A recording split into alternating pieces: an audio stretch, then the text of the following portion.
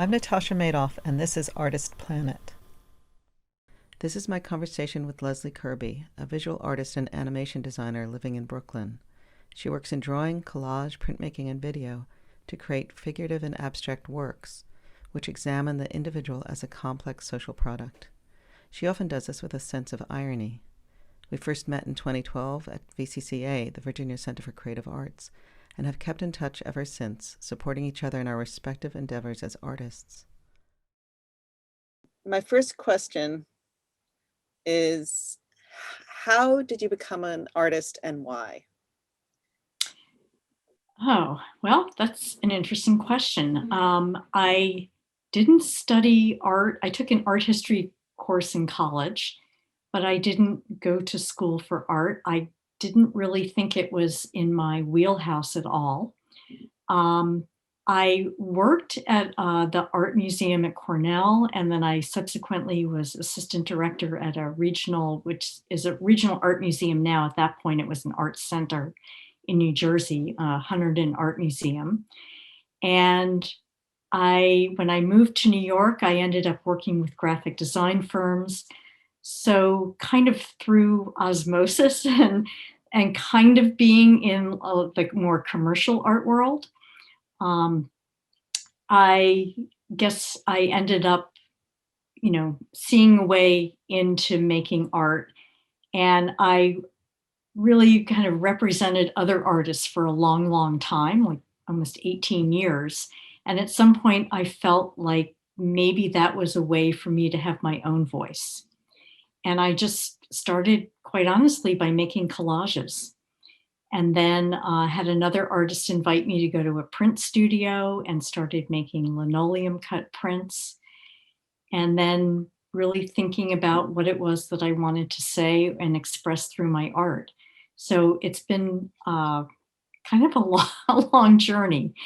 But that's probably almost 25 years now that I've been really, working toward this and building a body of work. In the very beginning of my career, I was a social worker for 4 years, and that had a huge impact on me and my life and the way that I communicate with people and think about how we all live our lives in this kind of social environment. So the kinds of things I'm drawn to in my art have to do with social systems and how we interact with them and what is the sort of the push and the pull. A couple of years ago, I did a big series on the medical community, which is, a vast topic.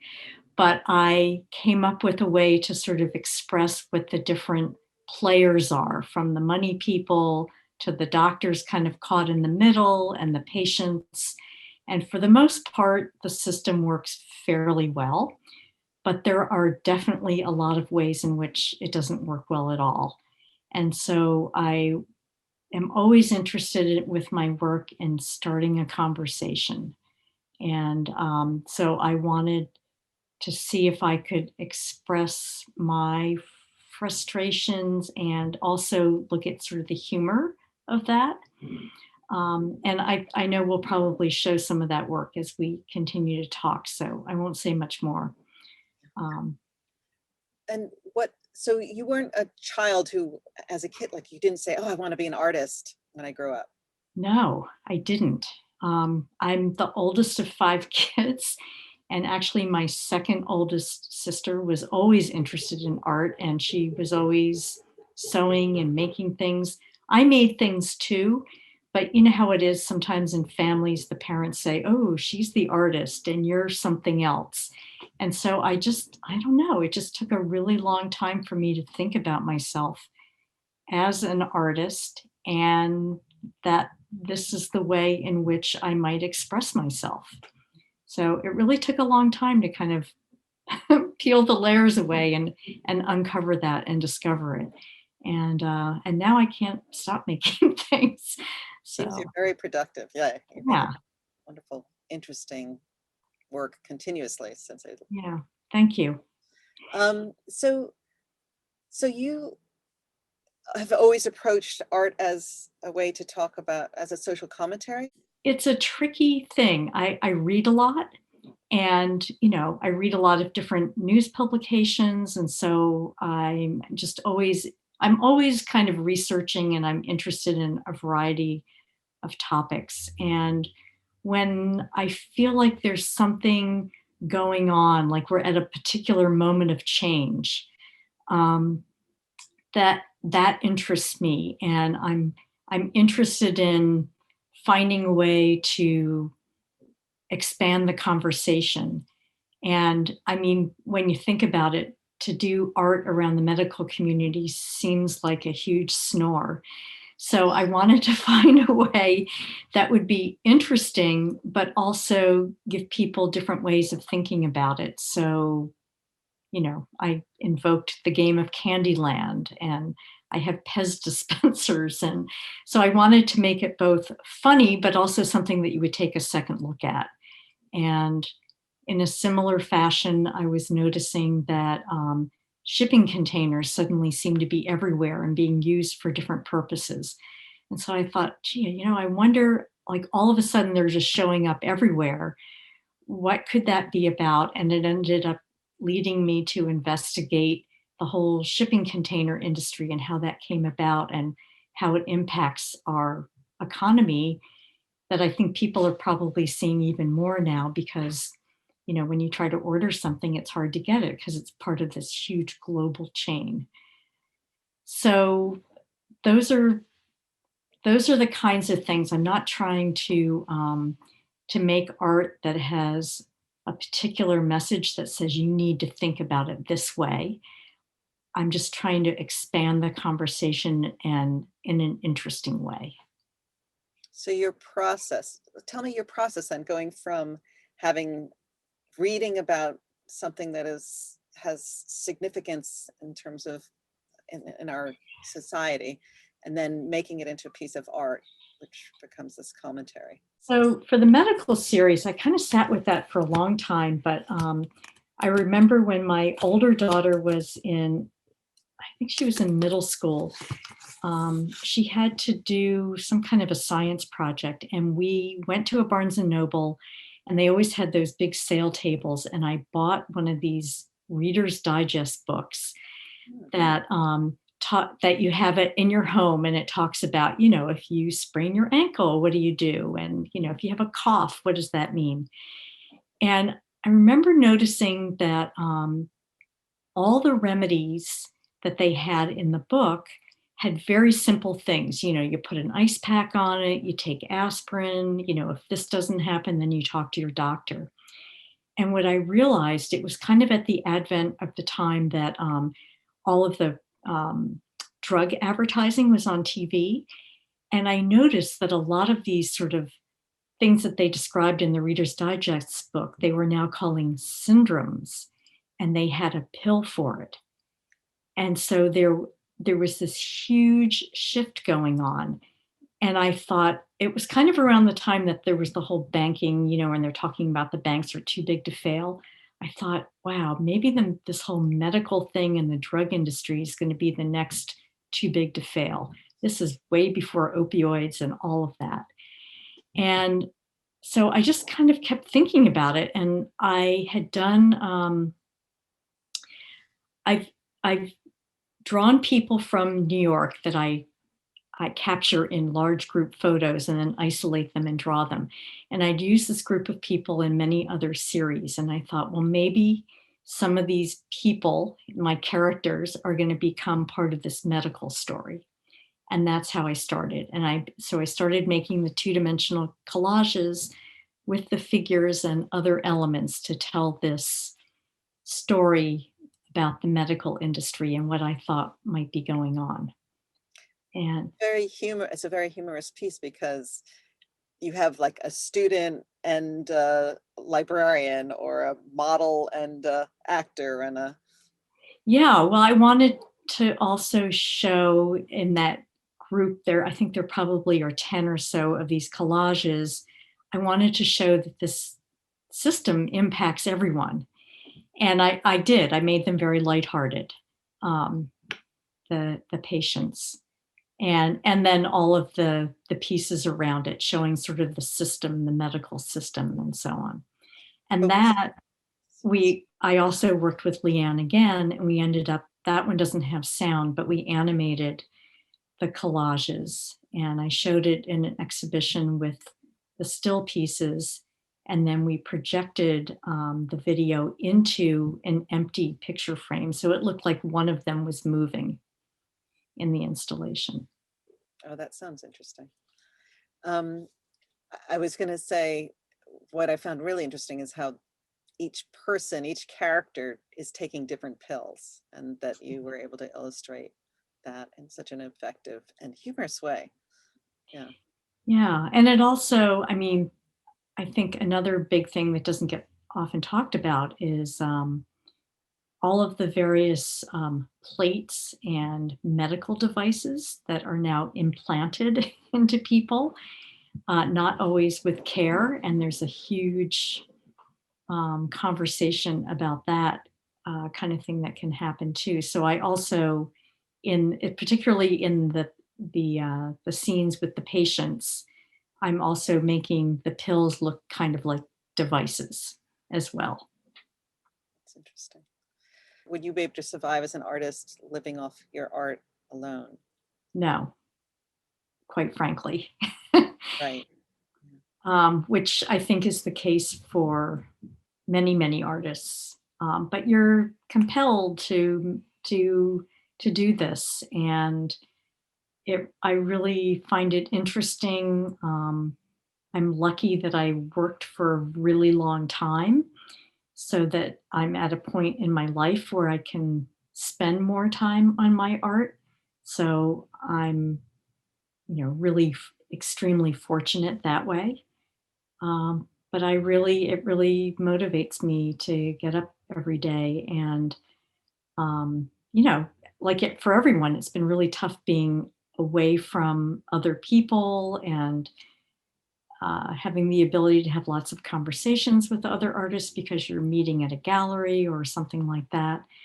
And so I think that's kind of why I reached out in a way to have people send me photos that I could paint, because it just was another way to have a conversation right now. So do you feel like you'll always make art? That it's something that, Yes, I think I feel like the end game for me. This is what I'm just going to do until I'm not able to pick up the pencil or the pen, or I lose my mind, or whatever, you know? Yeah. do you think that, do you ever regret not starting earlier or getting that encouragement as a young woman? Yeah, I think so. I think there are a lot of things that I would probably have done or advanced in other directions. I mean, I'm happy with how I've been able to present my art so far. I feel like I've really gotten a lot of interesting opportunities. My work's been published in a number of catalogs, and so I'm, I'm gratified when people are interested in looking at it. Um, and I think that's kind of enough for me. I had, when before I really started doing work that I was showing in galleries, I did have a greeting card line that was an art card line, and I sold it to museum shops before they started putting their own imagery onto products. Um, and that was really fun and interesting, but it's not important to me that the end goal be that I sell the piece. I mean, I do sell my work occasionally, but I'm not trying to make a product that then I'm going to sell. I'm more interested in these ideas of these bigger topics, um, and kind of what life means to us, really. So not being financially dependent on selling work has given you freedom? Yes, I mean, I do what I want. I have had affiliations with galleries, and those have been really good situations. But I know sometimes the gallery relationship can also drive what the artist produces because they want to market you in a particular way. So, right now, I still have a lot of freedom to make whatever it is that I feel like making within my means. I find ways to do it, essentially. Yeah. I think this whole investigation or this exploration into making videos, animated videos with your work is very exciting and really effective and playful and weird and interesting. So Thank you. Yeah, I really want to continue in that vein. And so I'm working hard to make another project happen in that way. And I've also had the opportunity to, show the sculptural piece as kind of a big installation with the video, and the other project with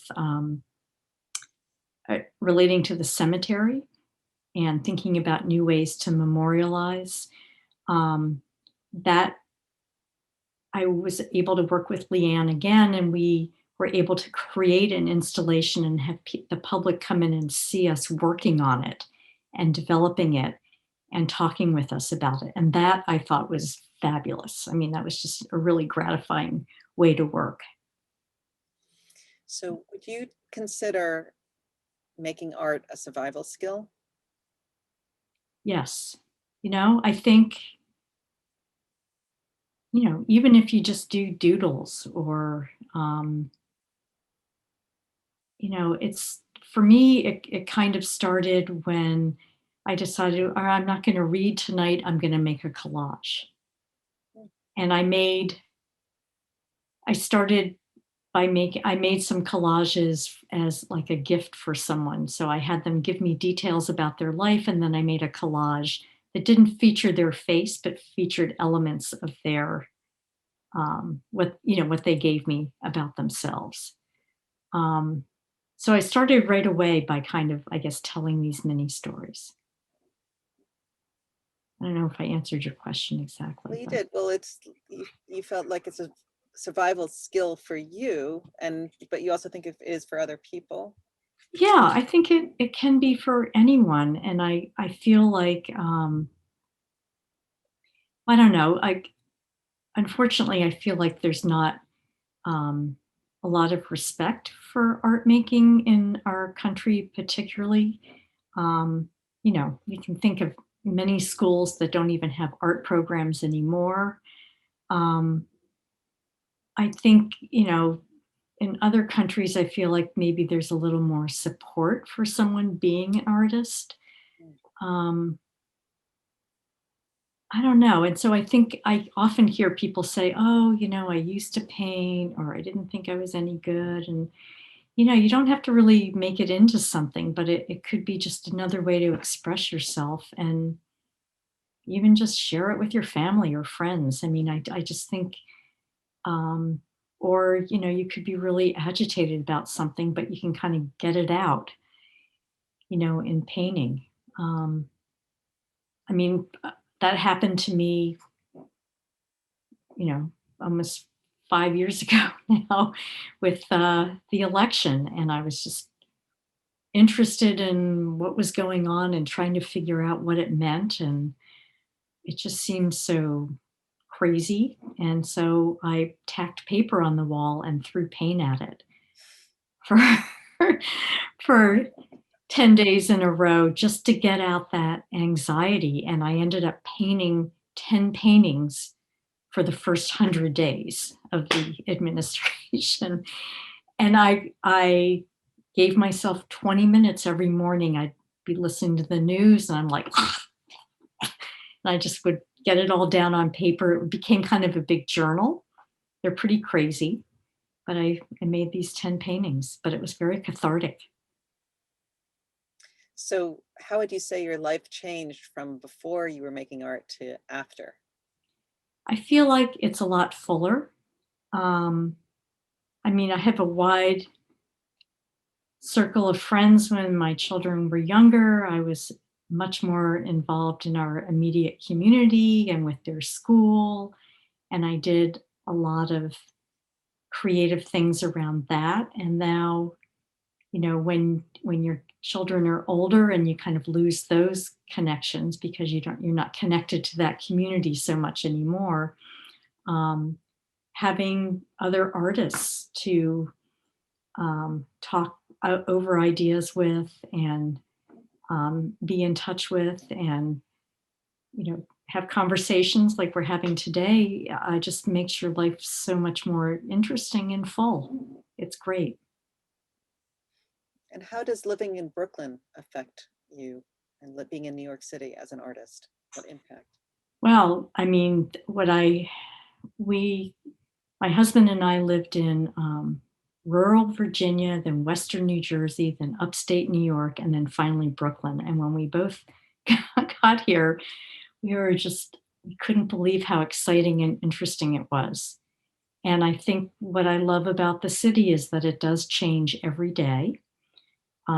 We're fortunate to have landed in a small section of Brooklyn right across the Brooklyn Bridge that has a lot of, well, not so much anymore, but did have a lot more low scale buildings.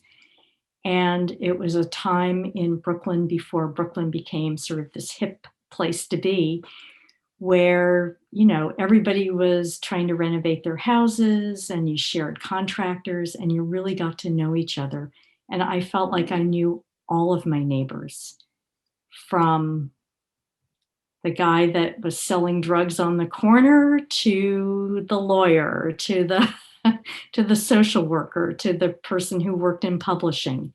And we all met on the street, and we all had a relationship on the street and in the video store, and we knew all the merchants, and we would hang out and have conversations in the stores. And I thought, what could be better? It was just incredible. And it still is. And I think all of that too has really impacted my art. I mean, it's allowed me to think about stories, and New York is a global city. So I think about people that are in other countries as well as here at home. It really expands your horizons, I think, in a great way. Yeah, I think living in a city can do that, can it? Yeah. I mean, I know it's not for everyone, but it just really has been, I love it. I just love it here. Well, I noticed that in your art, you really use symbology, like symbols, to actively tell stories. Mm-hmm. And I think that's part of where the humor lies. And the way you're talking about that you incorporate these people you see around you, it seems like it is a very active kind of tool or material that enters your art. Mm-hmm. The city around you. Well, I don't know. I mean, I guess I think of art as life, and life is art. I mean, and we're all kind of here together, and we're all trying to figure these things out. And why not have us all be part of the conversation? But I also like to have fun. And I think, some of these things are sometimes a little depressing to think about, but if there's a way that we could look at them differently and have a conversation about it, that maybe you walk away and thought, I hadn't really thought about it that way, or, that was fun. We just talked about cemeteries and the fact that they're full, and what are we going to do? And, people are thinking about different ways. And now, obviously, with COVID, it's just become even more of a crisis. And so how do we deal with this and make it something that we can all feel okay about? So this is my last question. And it's, what advice do you give to other artists? What advice would you give to other artists? Well, probably the same advice that I've gotten from other artists to me is keep making your art, stay true to yourself. It's especially in New York, it's easy to get caught up in the froth of what gets presented in the newspapers and on social media, and thinking, oh, they're doing this, I should be doing that. I think in the end, really to stay true to yourself and just make what you want and express it in the way that you want, and hopefully you'll find ways to share that with other people. And who knows? I mean, maybe you'll become rich and famous too. I don't know, but I just really think that it's just really wonderful to be an artist, and it's a gift, and I think you should try to find ways to keep sharing it with everyone. That was my conversation with Leslie Kerby that we recorded in March of 2021. This episode was produced by me, Natasha Maidoff, and was edited by Carlos Bergs.